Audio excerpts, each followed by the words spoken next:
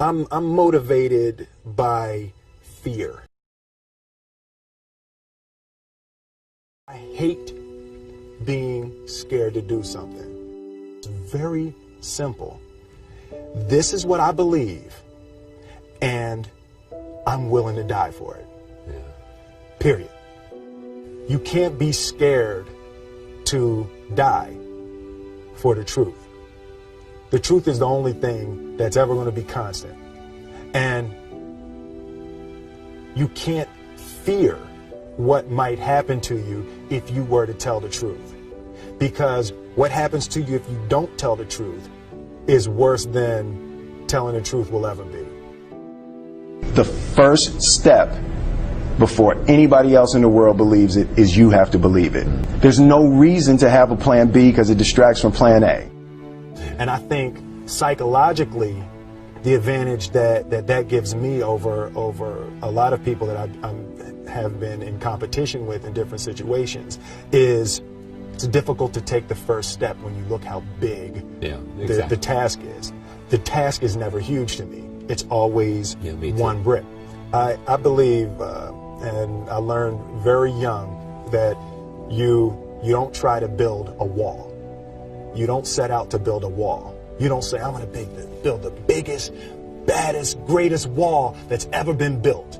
You don't start there. You say, I'm going to lay this brick as perfectly as a brick can be laid. There will not be one brick on the face of the earth that's going to be laid better than this brick that I'm going to lay in this next 10 minutes. And you do that every single day. And soon you have a wall. And soon you have a wall.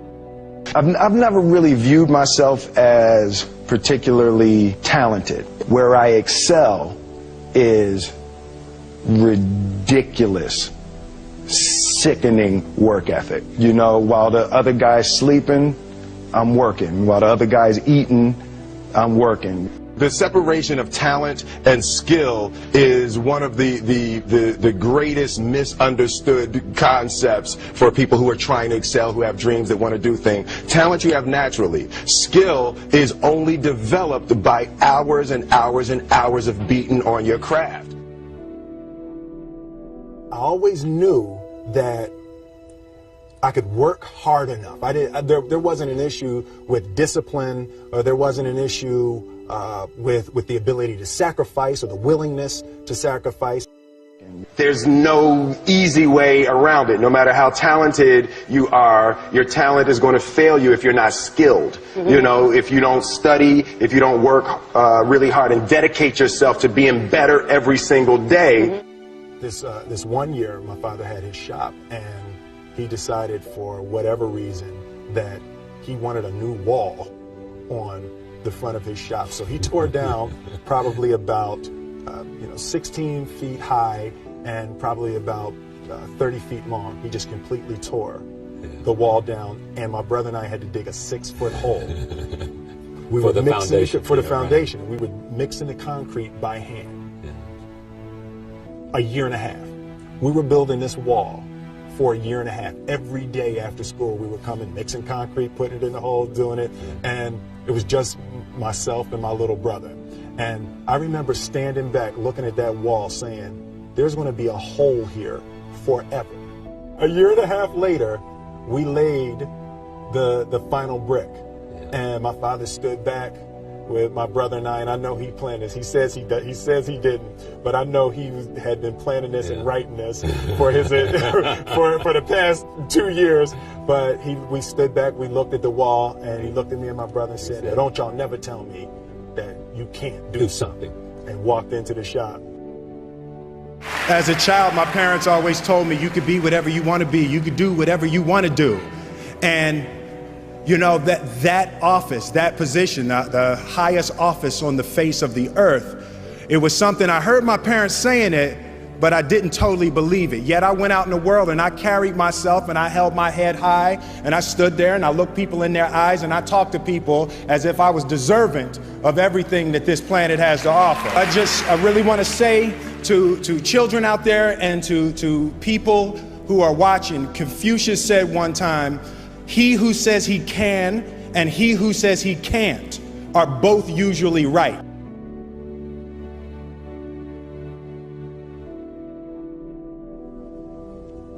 having the opportunity to study greatness.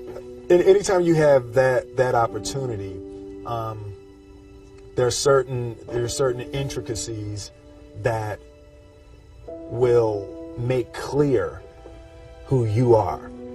It becomes that much more clear who you are.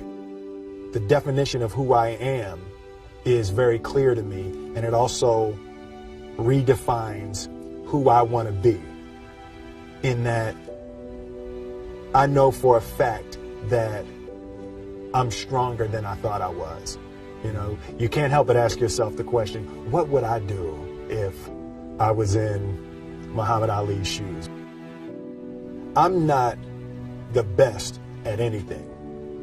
You know what I mean? Eddie Murphy is funnier than I'll ever be. Denzel is more powerful than I'll ever be. I think that my strength is I can do everything well.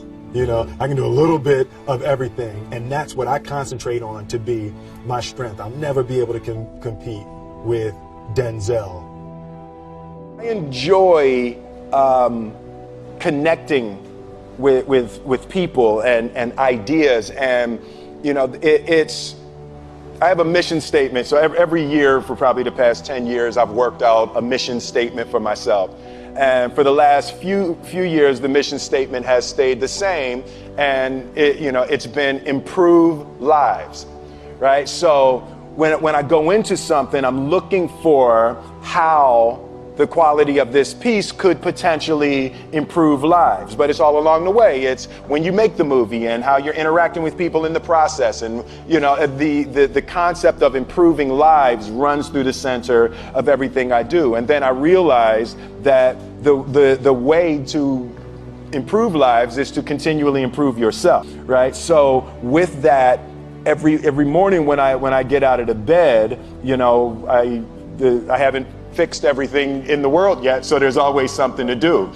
I want my life, I want my work, my family, I want it to mean something. If you are not making someone else's life better, then you're wasting your time. You know, like your life will become better by making other lives better. A few months ago, I said that I believe that if I chose to, I could be the president of the United States. And I think as I've had a chance to intellectualize why I said that. Yeah. And I think that there's a certain delusional quality that all successful people have to have. You have to believe that something different than what has happened for the last 50 million years of history. You have to believe that something different can happen. The one thing that I truly tried to communicate in the interpretation of Ali is the complex simplicity of greatness. And how greatness is not this wonderful, esoteric, elusive, God-like feature that only the special among us will ever taste.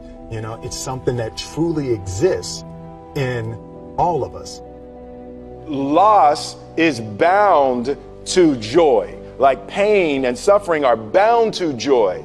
The being able to survive something is actually a big part of being able to find that next wave of joy. You appreciate smaller things. I hated being scared, that I didn't want to even take the meeting. I just hated that being scared to do something. And I think what developed in my early days was the attitude that I started attacking things that I was scared of.